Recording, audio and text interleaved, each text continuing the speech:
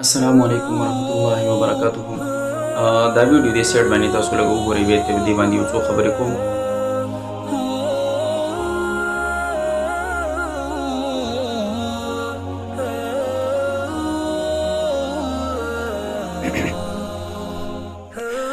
ویډیو تاسو کتله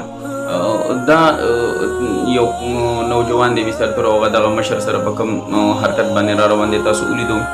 د خپل ټیک ټاک د لپاره چې دی هغه د مشرانو چې دی بې عزتي کوي او څومره چې دی هغه د مشرو تذلیل کوي دا بس معاشره د دې حد ته دې میډیا او دې څیزونو داسې حد ته ورسول چې د مشر د کشر هغه تمیز چې دی هغه ختم شو. مخکې به داسې چې د مشر په مناسونو کشر به چې دی خبرې نه شو کولی او د مشرانو تاسو ته وګورئ د حجرو کې به اکثر مشران ناسو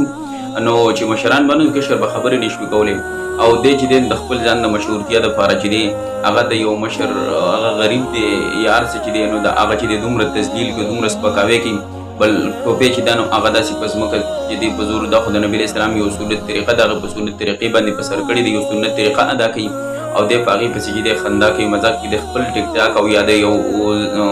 میډیا سوشل میډیا د ویل کېدو د هغې د مخکې کېدو دپاره د یو مشر چې دی هغه تذلیل کوي حالانکې د مشرانو د عام مسلمان هم او بیا خلک د مشرانو تذلیل چې دی هغه د شریعت د دې نه سخته چې دی هغه منع فرمایلی چې د مشرانو چې دی هغه د زړه ازاري وشي خامخا دا کوم مشر چې دی دا به چې دی غریب به دغه به دی ورسره داسې عمل کوي نو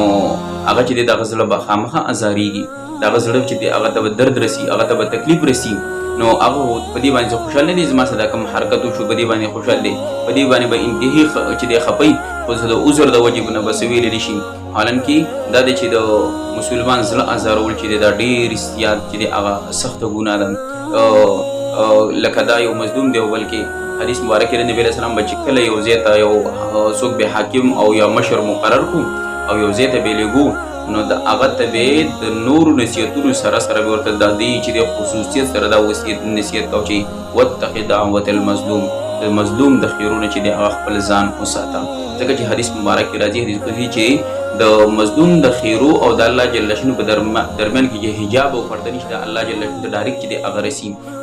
د څه د مصلحت د وجې نه حدیث مبارک کې راځي چې د مصلحت د وجې نه پکې څه ټیم ولګي نو د داسې مشران چې د هغې چې د اکرام عزت چې د هغه پکار دی داسې تسلیل چې د هغه نه دی پکار او بیا چې د مظلوم د خیرونه خپل ځان بچ کول پکار دي هسې نه چې د دې د وجې نه هغه د زړه نه یو اوخي یو هغه چې دی هغه د داسې نوجوان چې د زندګۍ دپاره چې د هغه یو ناسور وګرځېږي نو د مشرانو چې د هغه قدر احترام پکار دی د مشرانو چې دی بېعزتي او تذلیل چې دی هغه نه دی پکار شریعت د دې نه موږ تاسو چې دی منع کړي الله جل شانه زموږ